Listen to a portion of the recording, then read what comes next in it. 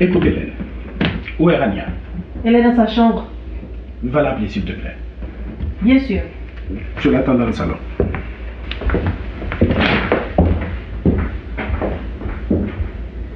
Rania?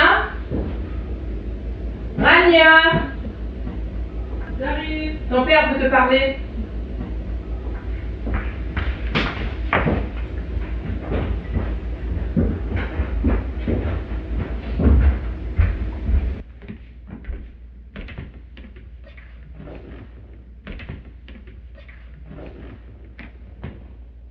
Écoute, quelle est ta dernière décision? C'est à moi que tu parles? À qui veux-tu que je parle? C'est à toi que je m'adresse, Rania. Quelle est ta dernière décision? Alex et moi, on a choisi de garder l'enfant. Ah oui? Tu donnes à cet homme plus d'importance que moi, ton père? C'est pas une préférence, papa. C'est une question de vie ou de mort d'un innocent. Alors maintenant, tu penses me faire la morale? Qui sait jamais? Peut-être ça pourrait être ton premier et ton dernier petit enfant. Je regrette cette situation, mais je ne veux pas commettre une autre erreur. S'il te plaît, papa. J'ai besoin de toi. Je t'en supplie. J'ai besoin de toi en ce moment. J'ai personne d'autre. C'est un garçon. Ton premier petit-fils. Donnons-lui une chance de vivre, d'exister. Et je te promets, je vais reprendre mes études après mon accouchement. Je t'ai entendu et j'ai compris, Rania. Mais je ne pourrais pas te voir dans cet état, sous mes yeux, dans cette maison.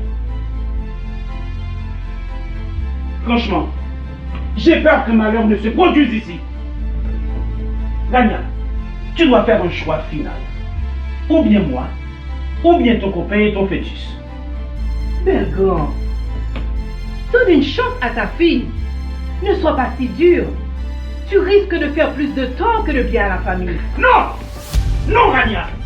Tu dois te faire avorter. Non, jamais! Oui, Rania, tu dois le faire. C'est mon enfant et je veux le garder! Oui, Rania, tu dois te faire avorter. Non! Oui, Rania.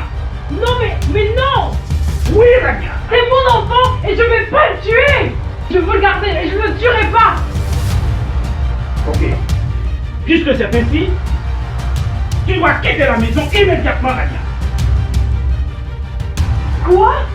Pour aller où? Je connais personne! Je m'en fous, Rania. Tu ne peux pas obéir à moi, tu vas devoir obéir aux circonstances de la vie. À partir de maintenant, je ne veux plus te voir ici, je ne veux plus entendre parler de toi, c'est fini entre nous, Rania. C'est fini. Bergon, donne une dernière chance à ta fille pour l'amour de Dieu. Pour l'amour de qui? Où était ce Dieu quand le type lui causait ce malheur? Ce n'est pas Dieu. Rania a agi de sa propre volonté.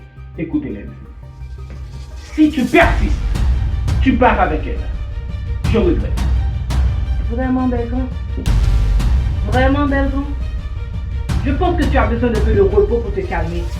Et j'espère que tu comprendras un jour. J'espère également que Rania comprendra un jour ma décision irréversible.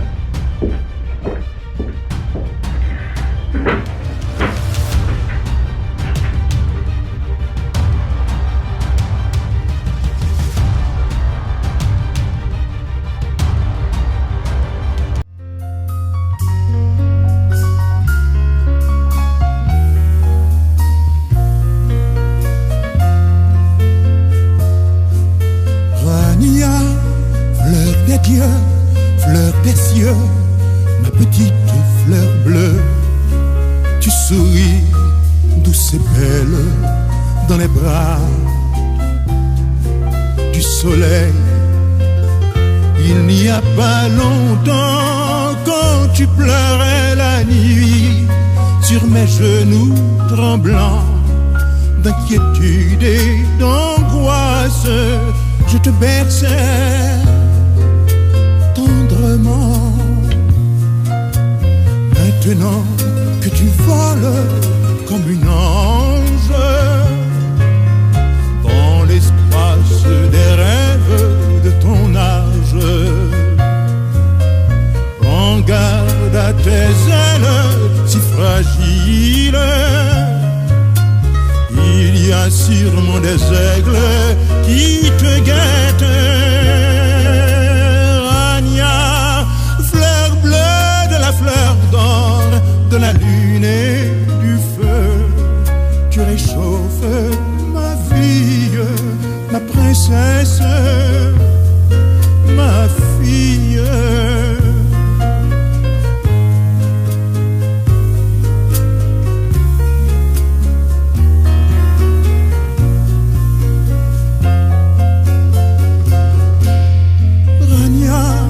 Mon enfant aux yeux noirs, ma poupée, mon miroir, tu ressembles à ta mère et à moi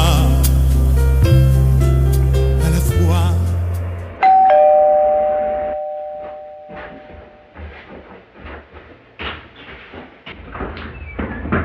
Ça va, je peux rentrer.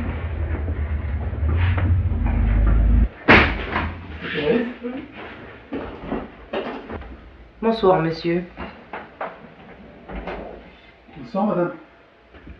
Puis-je vous poser une petite question, s'il vous plaît? Oui, bien sûr, madame.